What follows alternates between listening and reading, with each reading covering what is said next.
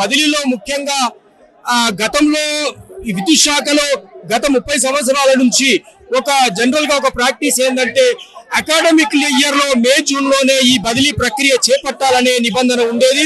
మరి ఆ నిబంధనకు విరుద్ధంగా ఈ రోజు మరి డిసెంబర్ లో జనవరిలో ఈ నిబంధన తీసుకురావడం కొంచెం ఇబ్బందికరమైన పరిస్థితిగా ఉంది.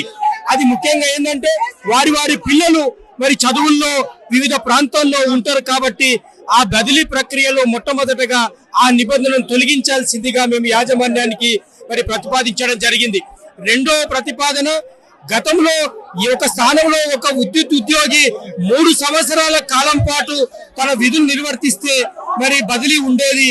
కానీ ఇప్పుడు ఈ యాజమాన్యము 2 సంవత్సరాలకు పరిధి పెట్టి మరి బదిలీ ప్రక్రియ చేపట్టడం అనేది చట్టం విరుద్ధంగా మేము ఆ ప్రతిపాదన రెండో ప్రతిపాదన కింద యాజమాన్యానికి తెలియజేయడం జరిగింది. మరి మూడో ప్రతిపాదన కింద ఇప్పుడు జోన్ టు జోన్ బదిలీల ప్రక్రియ ఇవ్వడం జరిగింది.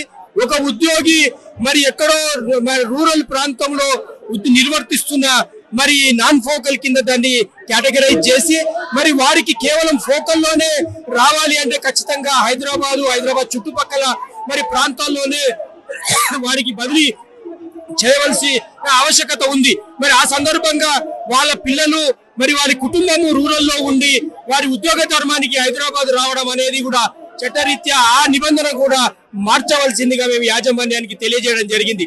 ఈ బదిలీలకు సంబంధించి ఈ 3 ప్రక్రియలు ఈ మార్పులు ఏవైతే ఉన్నాయో ఈ 3 మార్పులు చేసేంత వరకు మరి ఈ జేఏసీ నాయకత్వంలో ఇటువంటి మరి కార్యక్రమాలు ఖచ్చితంగా ముందుకు తీసుకెళ్తాం, సాధించే వరకు పోరాడతామని ఈ సందర్భంగా మీకు తెలియజేస్తా ఉన్నాం.